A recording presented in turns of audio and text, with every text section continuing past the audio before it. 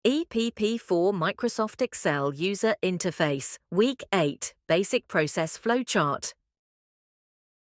Ang flowchart o flowchart ay isang diagram na nagpapakita ng mga hakbang sa isang proseso.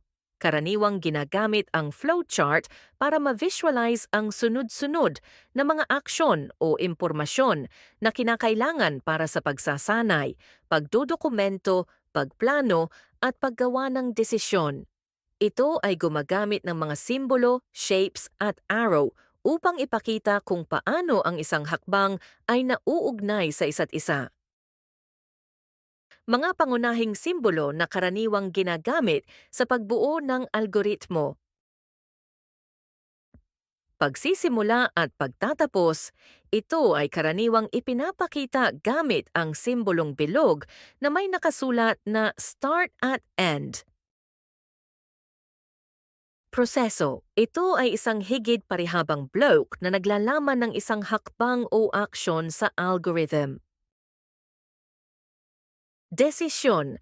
Ito ay isang hugis diamanteng block na naglalaman ng kondisyon o desisyon na dapat suriin. Input-output. Ito ay hugis parallel na block na sumasagisag ng input o output ng data.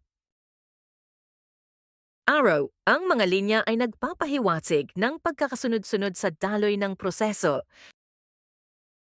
Isang halimbawa ng algorithm tungkol sa pagkakasunod-sunod ng aktibidad na nagpapakita ng proseso na gagawin ng isang mag-aaral sa isang regular na routine sa umaga buhat sa paggising hanggang sa pagpasok o pagtungo sa paaralan.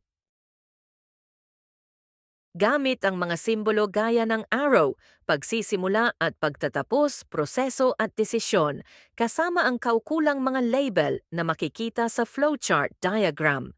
Pansinin at pag-aralan kung paano ang mag-aaral ay dumaan sa iba't ibang magkakasunod na proseso buhat sa panimulang hakbang hanggang sa pagtatapos, magkaroon ng talakyan at pagpapaliwanag sa algorithm gamit ang halimbawa ng flowchart diagram.